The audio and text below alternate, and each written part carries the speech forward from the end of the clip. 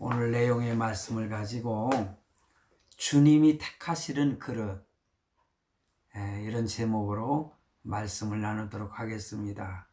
사도행전 9장 1절로 22절의 내용을 중심해서 말씀을 드리도록 합니다.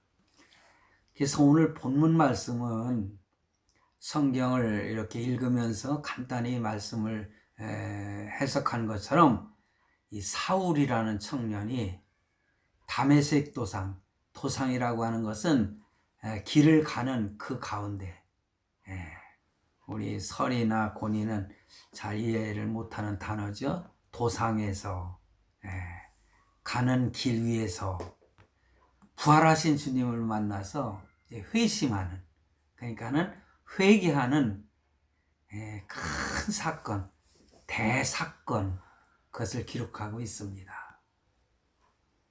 바로 이 사건은요, 한 개인의 구원 사건을 뛰어넘는 사건이에요. 참 이런 말씀하면서 어린이 설교를 할 수는 없고 그냥 진행하도록 하겠습니다. 그러니까 한 개인의 구원 사건을 넘어서서 하나님의 계획이에요. 큰 하나님의 계획 있어요. 그렇기 때문에 대사건이라, 큰 사건이라 이렇게 표현을 했습니다. 하나님께서는 이렇게 모든 사람, 한 사람 개인을 부르시고 회심하는, 그러니까는 회심이라고 하는 것은 회개하는 마음을 말하는 거예요. 그러니까는 그런 과정을 통해서 변화를 시킵니다. 그리고 그를 하나님의 사람으로 만들어서 하나님의 도구, 그릇으로 사용한다. 그릇이란 말, 그것은 도구란 말이죠. 망치나 뭐 이런 거를 도구라고 하지 않습니까? 하나님이 사용하는 기구를 말하는 거죠. 그런데 오늘 이 사울이라는 청년이 회개하는 그 사건, 회심하는 사건, 이거는 참 놀라운 사건이 아닐 수가 없어요. 왜냐하면 기독교 역사에 있어서 아주 획기적인 이 전환점을 가져오는 아주 중요한 사건이기 때문에 그렇습니다. 왜냐하면 세계 복음화의 초석을 다지는 그러한 사건이기 때문에 그렇습니다. 예루살렘과 온 유대와 사마리아와 땅끝까지 이르러 땅끝까지 복음이 전파되는 그러한 사건들 중에서 이제는 내가 지난주에도 설교하고 그동안 설교한 내용을 보면은 예루살렘에서 복음이 전파되고 그 다음에 사마리아로 크게 더 전파가 되고, 그리고 이제 그 사마리아에서는 마술사 시몬이 빌립에 의해서 전도받고 구원이 이루어지는, 그리고 아프리카에 있는 에티오피아의 내시, 국고를 맡은 내시가 빌립에 의해서 또 예수 믿게 되고 구원받고 세례를 받는 이러한 사건으로 자꾸만 이렇게 전파되어져 가는 내용 중에, 이제는 전 세계를 향해서, 그 당시에는 로마가 세계의 중심지였잖아요.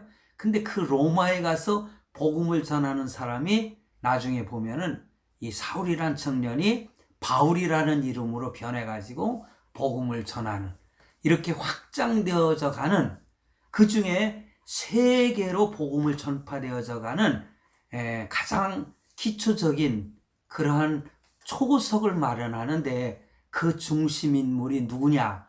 그게 바로 사울 청년입니다. 하나님은 이 사울을 강제적으로, 어떻게 보면 강압적으로 회개를 시켜요.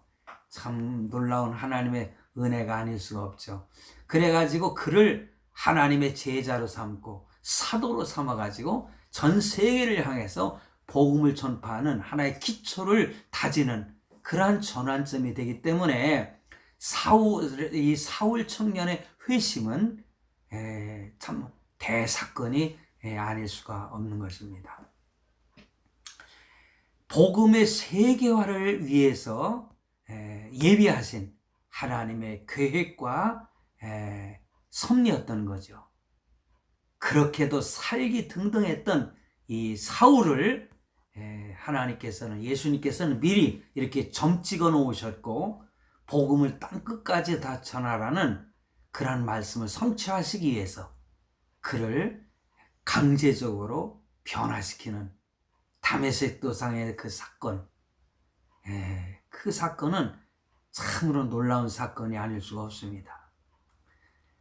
그런데 왜 사울이라는 청년을 예수님께서 이렇게 점 찍어서 그를 구원시키고 제자로 삼으셨느냐? 그걸 보면은요, 이 사울 청년의 신상명세서를 살펴보면은 우리가 잘 알 수가 있어요. 신상명세서, 그 사람이 어디서 태어났고 어떻게 자랐고 어떤 교육을 받았고 하는 그러한 내용들을 보면은 왜 하나님이 그를 택하셨는가, 그래서 나의 그릇이라 이렇게 말씀하셨는가, 그 내용을 알 수가 있습니다.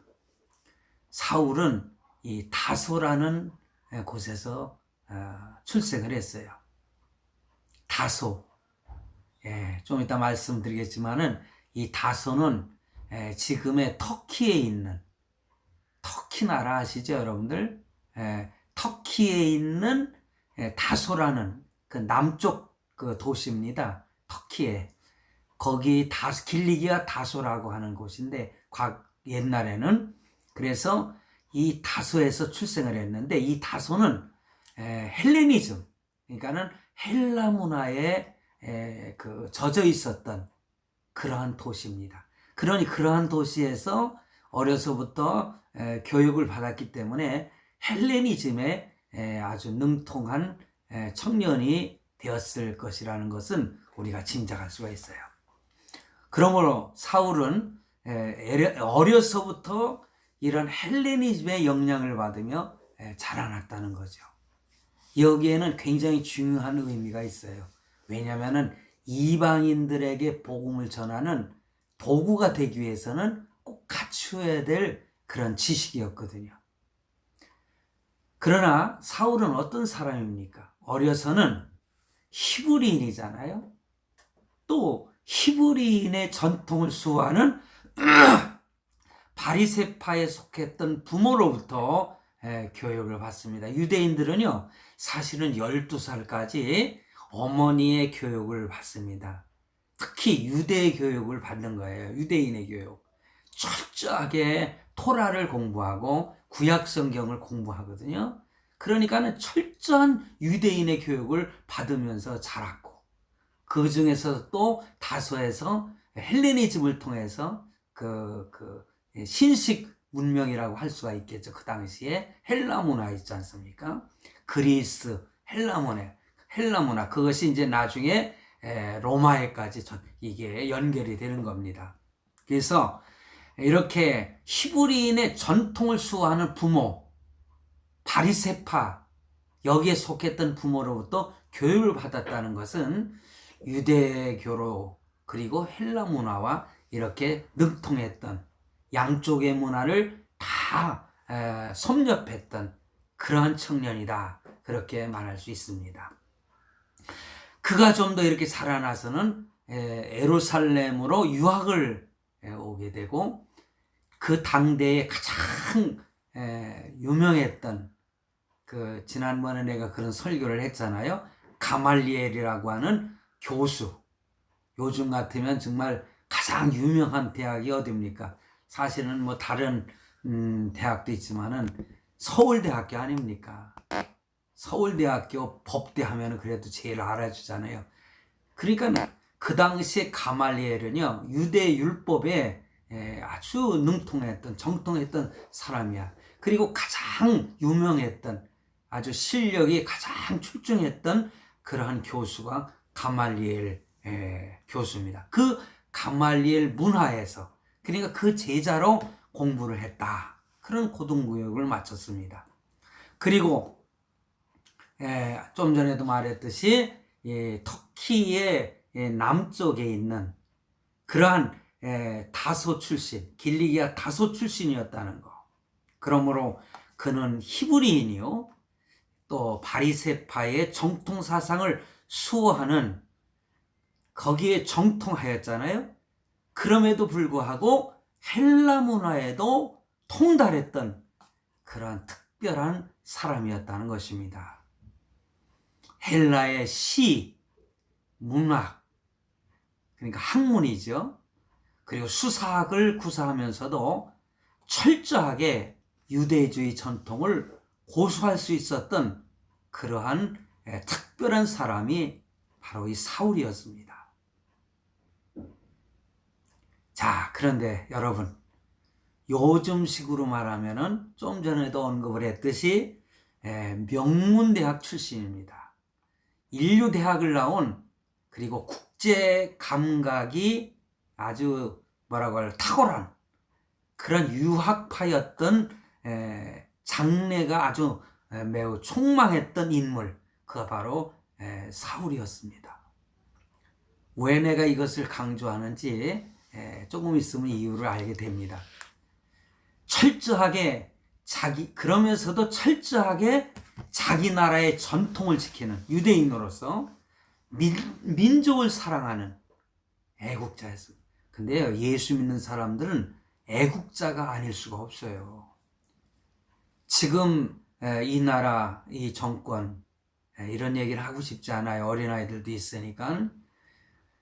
그런데 우리 예수 믿는 사람들을 막 핍박하는 그런 분위기이지 않습니까?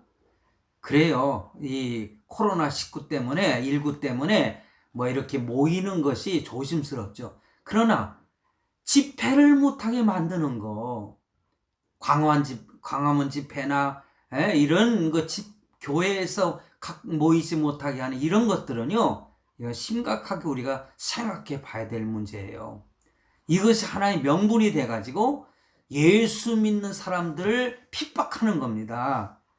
그래서 우리들은 뭐 이게 뭐 코로나19 때문에 그 분위기 때문에 내가 며칠 전에 그런 얘기도 들었어요.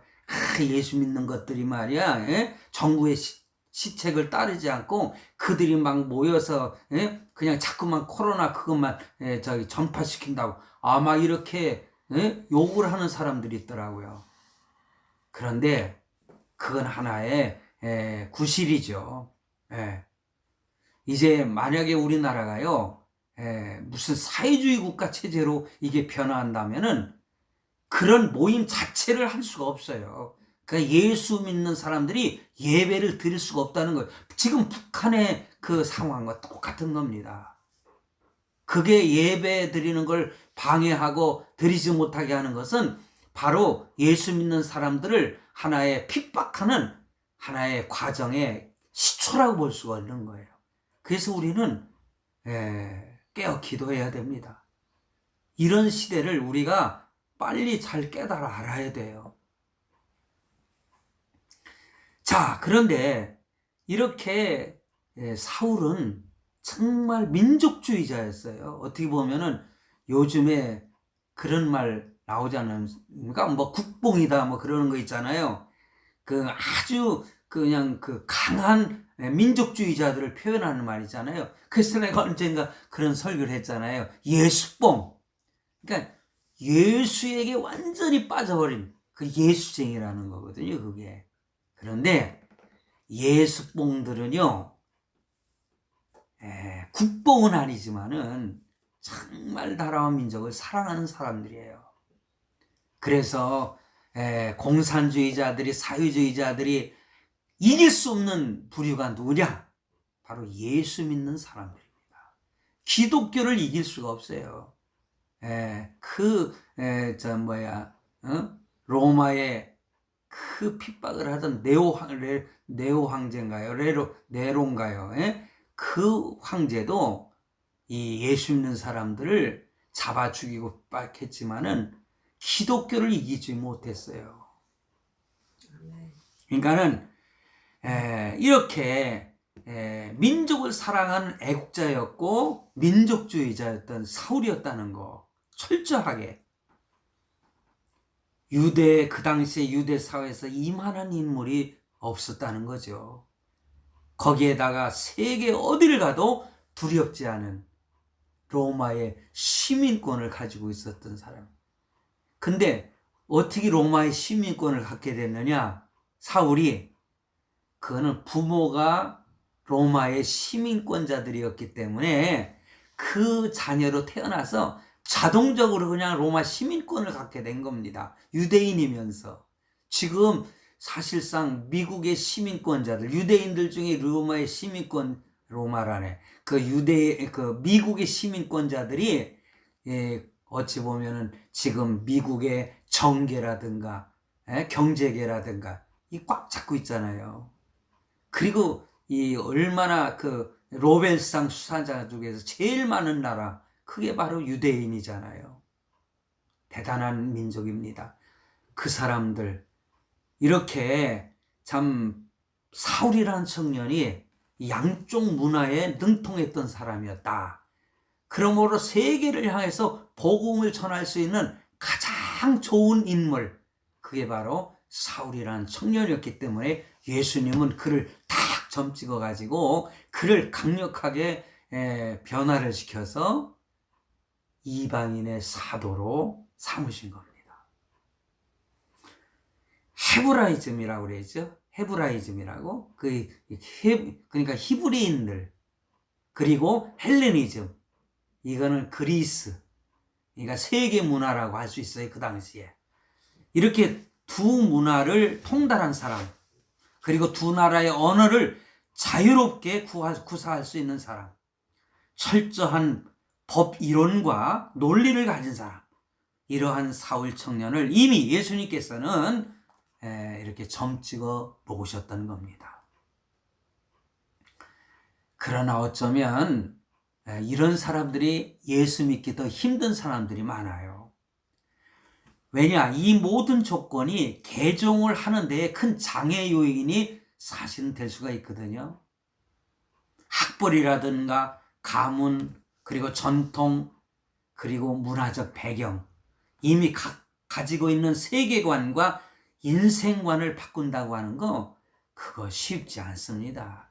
그러니까 처음에 이렇게 예수 믿는다고 하는 것이 그렇게 쉬운 게 아니에요. 세상 지식에 탁월한 그러한 능력 있는 사람들이 오히려 더 예수 믿기가 힘들다는 거죠. 왜냐하면 그 사람이 가지고 있는 이 가치관이 변화되기가 쉽지 않아요. 그러니까 예수님은 강력하게 초자연적인 능력으로 그를 깨뜨려 버리셨던 것입니다. 그러므로 이 조건들은 이방인의 사도로서 가장 적합한 인물로 인정받는 조건도 되었다는 겁니다. 주님은 이렇게 사울을 가리켜 나의 택한 그릇이라. 여러분, 저와 여러분도 하나님이 택하신 그릇임을 꼭 잊지 마시기 바랍니다. 아멘. 사울처럼 뭐 그런 조건들 다 갖춘 사람만 하나님이 그릇으로 쓰시는 거 아니에요. 우리나라에서 뭐 외국어, 영어가 필요 있습니까? 우리나라에서 얼마든지 복음을 전하는 하나님의 도구, 하나님의 일꾼이 될 수 있잖아요. 우리들도 다 하나님의 택한 그릇이에요. 그래서 나의 택한 그릇, 거기에는 나나 여러분도 다 속해 있다는 거 결코 잊어서는 안 됩니다. 사울은 예수 믿는 성도들을 핍박하는 핍박자의 상징이었죠. 표상이었다고 할 수 있습니다. 이 예수 믿는 성도들을 모조리 잡아 죽이기 위해서 다메섹으로 가고 있었습니다. 그런데 그게 바로 유대교인으로서의 얼마나 뜨거운 열정입니까? 국내뿐 아니라 해외, 그 당시에 다메섹은 유대가 아니잖아요. 이방인이에요. 터키 쪽이기 때문에. 다메섹으로 올라가는 유대에서 위쪽에 보면은 다메섹이라는 곳이 있어요. 거기에 가서 그 예수 믿는 사람들을, 예루살렘에서 도망가 가지고 거기서 신앙생활을 잘하려고 했는데 거기까지 쫓아와 가지고 죽이려고 했던 사람이 바로 사울 청년이었어요. 그래서 제사장으로부터 사전 영장을 받아 가지고 기세당당하게 다메섹으로 가고 있었어요.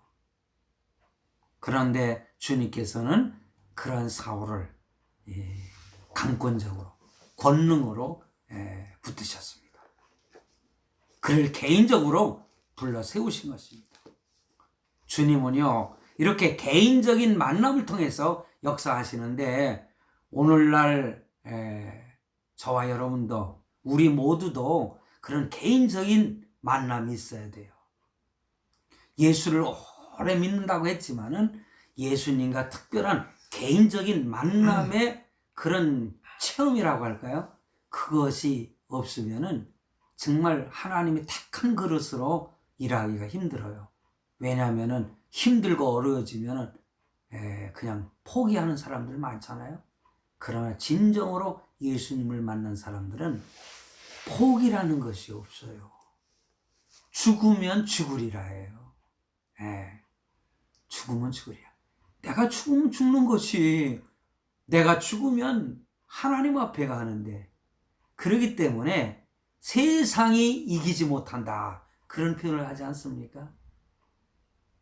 예수 믿는 사람 중에 이렇게 하나님의 특별한 그릇으로 사용되는 사람들은 아무도 이길 수가 없습니다.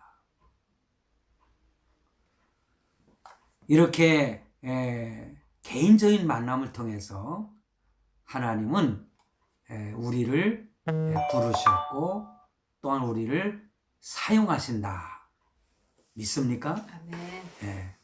꼭 믿으시기 바랍니다. 아멘. 사울이 다메섹으로 가다가 장면이 나오잖아요. 호련히 강한 그런 빛이 그를 갖다가 그냥 비춰버렸잖아요. 꿈이 아니었어요. 환상도 아니었어요. 사울에게 나타난 것. 부활하신 주님이 뭐 죽었다 살아나, 예를 들어서 죽은 영혼이 온 것이 아니라는 거죠. 예수님은 부활하셨잖아요. 살아계신, 살아서 역사하시는 예수님이 직접 사울에게 나타난 겁니다. 죽은 영혼이 아닙니다. 귀신이 아니에요. 그 살아계신 예수님이 사울에게 나타나신 거예요. 요즘에도요, 어떤 이들은, 특별한 사람들은 이러한 예수님의 만남을 체험하는 사람들이 있어요. 여러분들도 하나님께 열심히 기도하시면서 그런 체험을 하게 해달라고 해보세요. 주님은 이렇게 사울을 변화시키기 위해서 그 주님의 영광 앞에 압도당하도록 그렇게 태양빛보다도 더 밝은 영광의 광채를 비추어 주신 거예요. 어찌 보면 얼마나 참 은혜롭고 감사한 빛입니까? 그는 얼마 동안 보지 못했잖아요. 그런데 오늘 성경 내용 가운데 아나니아라고 하는 예수님의 제자에게 안수기도를 받은 후에 눈에서 비닐 같은 것이 떨어지니까 그때부터 보기 시작했고, 안수를 받고 사실 세례를 받고 그는 이제 완전한 변화를 갖게 된 겁니다. 그래서 그렇게 당당하고 기계가 높았던 이 사울은 초자연적인 빛을 본 후에 어떻게 됐어요? 땅에 그냥 엎드러지고 마는 거예요. 번개에 감전되듯이 그는 무력한 한 인간이 되고 말았습니다. 요즘에도요, 좀 전에 내가 말했듯이 나이 80이 다 된 사람이 막 그렇게 예수 믿는 사람들 욕을 하더라고요. 내가 일을 하는데 저쪽에 그 근무하는 사람인데 그렇게 욕을 해요. 속으로 내가 기도했어요. 하나님, 저 영혼을 불쌍히 여겨주세요. 저가 예수님을 만나면 사울처럼 꼬꾸라져서 그때부터는 큰 소리치고 기고만장하지 못해요. 너무나 부끄러워서 어쩔 줄을 모르는 그런 사람이 되는 거예요. 낮아지는 거죠. 사울이 얼마나 낮아졌습니까? 그가 정말 열심히 일을 해서 사도 중에 더 많이 수고하고 많은 핍박도 받고 그랬지만은 자기는 사도라 칭함을 받을 수 없는 만삭되지 못한 사람이다. 예. 그러니까 만삭되지 못하는 게 뭐예요? 칠삭둥이, 팔삭둥이, 예? 10개월을 채워서 이 세상에 나와야 되는데 엄마 뱃속에서, 예? 7개월 만에 나오고 8개월 만에 나오고 그걸 칠삭둥이, 팔삭둥이라는 게 만삭되지 못했다. 예, 10개월이 돼야 이렇게 만삭이 되는 거예요. 그런데 자기는 그렇게 부족한 사람이라 이거예요. 이렇게 자기 스스로를 낮아질 수밖에 없다는 거죠. 겸손해질 수밖에 없어요. 주님을 만나기 전까지는 기세등등하지요. 그러나 그냥 하나님처럼 군림하고요. 하나님을 그냥 향해서 욕을 하고 말입니다. 조롱하고 성도들을 비웃죠. 그러나 주님을 만나면 달라져요. 아멘. 겸손해져요. 하나님께 굴복하며 오히려 감사하게 되는 것입니다. 성도 여러분, 오늘 우리는 그러한 주님을 만났습니까? 오늘 제가 하고 싶은 말씀은 바로 이거예요. 우리가 예수 믿은 지 오래됐잖아요. 우리 자녀들도 정말 이러한 예수님의 만남을 경험해야 돼요. 우리 전대영 집사도 이런 예수님을 만나서 정말 물불을 가리지 않는 주님의 일꾼이 되어야 돼요. 하나님은 그런 일꾼을 원하시는 거거든. 개인적인 만남을 통해서 주님을 체험하게 되는 거예요. 나는 주님을 개인적으로 만날 때는 정말 말도 못하는 그 눈물 속에서 울지 않으려고 해도 눈물이 나와. 통회하고 자복이 나와. 그래서 오늘 본문 15절에 보면은 주께서 가라사대 가라. 이 사람 아나니아에게 하는 얘기예요. 가서 그에게 안수해가지고 그를 변화시키라는 거예요.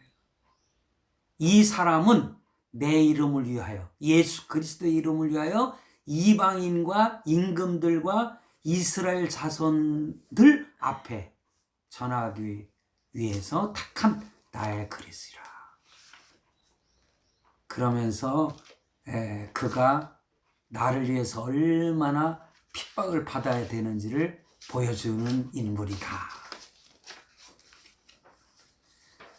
베드로와 다른 사도들은 예루살렘과 유대를 전도하는 데에 적합했지만은 광활한 헬라 그리고 로마권의 문화에 그 복음을 심기 위해서는 하나님은 사울이 필요하셨던 것입니다. 하나님께서는 빌립을 택해서 광야로 보내시면서 에티오피아의 내시를 전도해서 이 아프리카의 복음을 전하는 그러한 전초기지를 삼는 그러한 일을 했지만은 이렇게 각 사람마다 은사를 따라 하나님을 세우시고 하나님의 도구로서 사용하시는 겁니다. 사실 나도 인도에 가서 평생을 그곳에서 선교사로 죽어서 거기에 묻히려고 했는데 하나님은 나를 그곳에 그렇게 쓰시지는 않았어요. 결국은 국내로 돌아오게 되고 이제는 이렇게 또는 말년 목사로 유튜브 하면서 복음을 전하는 그러한 목사가 되게 하셨는데 하나님은 부족한 나의 설교를 통해서도 한 영혼이 구원받는다면 그 이상 영광이 어디 있겠습니까? 사울을 부르신 주님께서 오늘 저와 여러분을 부르신 줄로 믿습니다. 아멘. 따라서 한번 해주세요. 나는 예수님이 택하신 그릇이다. 할렐루야. 아멘. 그런 믿음을 가지고 평생을 믿음 안에서 살고 승리하는 우리 모두가 되기를 간절히 바랍니다. 아멘. 네, 감사합니다. 찬송